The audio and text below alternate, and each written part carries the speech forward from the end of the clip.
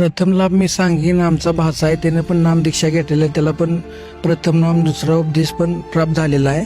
तो दरवाजापाशी उभा होता आणि जे पडदा लावता पण दरवाजा त्याला असं त्यानं गळ्यात घालून असा उभा राहिला आणि त्याचं काय पोत्यावरून पाय सरकला, खाली पडला की त्याला फास लागला. फास लागल्यामुळे तो 1 मिनिटं असा म्हणजे त्याचा श्वास पूर्ण बंद पडला होता. मग आमच्या घरातल्यांनी जिथं त्याला तिथून नेलं आणि आम्ही जिथं ज्योत लावतो परमात्म्याची सद्गुरू रामपालजी महाराजांची, तिथं नेऊन त्यांना दंडवत घालायला लावला.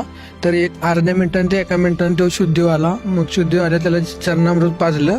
दुसरा लाभ मला असा झाला की 2 नंबरची मुलगी त्या टॅक्सीत अशी कडला म्हणजे ही होती आणि दरवाजा एकदम उघडला आणि ती अशी सगळ्यांनी अशी शेजाऱ्यांनी बघितलं. त्यांना असं वाटलं की पोरगी तुमची संपली आहे म्हणून. सगळेजण म्हणायला लागले, अहो बघा पोरगीला सद्गुरू रामपालजी महाराजांच्या कृपेनं ती पोरगी मांडी घालून खाली बसली होती.